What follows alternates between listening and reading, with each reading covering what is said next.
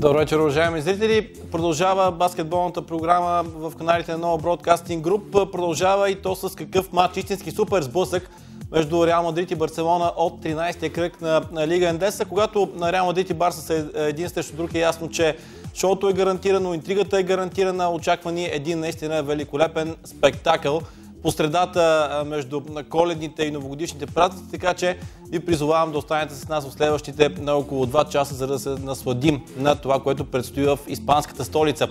С Триан продължаваме баскетболния маратон от днес. Триан, здравей и добре дошъл. Какво е усещането ти, когато ще гледаме Реал Мадрид и Барселона? Усещането е великолепно, защото наистина ни предстои един от най-големите сблъсъци въобще в Европа, именно противопоставящ отборите на Реал и Барса. Да честитим Коледа отново на нашите скъпи зрители, които и днес взимат най-правилното решение. Ако голяма част от тях се включват с Лига Ендеса в този матч, със сигурност ще бъдат доволни от това, което предстои да видим.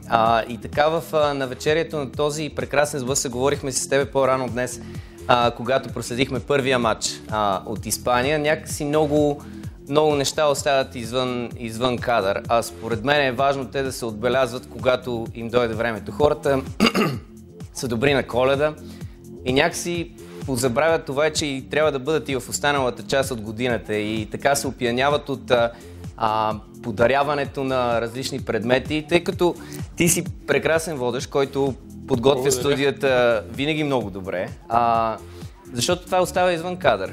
Хората пропускат този момент, в който водещия успява да насочи разговора в такова русло, в което гостя му да изглеждаш добре. И тъй като ти си такъв човек, който вече доста време ме поставя в една добра ситуация, и тъй като беше Коледа, бих желал да ти подаря биографията на Майкъл Джордан. Благодаря. Която е с страхотен предговор от трогнат съм наистина. Нашия колега Иво Иванов, на който изпращаме, разбира се, много специални поздрави. И така в този дух вече можем да се пренесем спокойно върху това, което ще видим днес. Много ти благодаря още веднъж.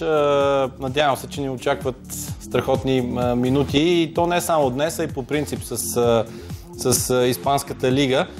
Ясно е, че ние в екипа се стараем по принцип да бъдем максимално полезни, така че нека все пак преди да започнем с конкретния сблъсък, с конкретното шоу, да го кажем, от Мадрид, да видим всички резултати, които се получиха до момента в кръга и естествено програмата на останалите мачове.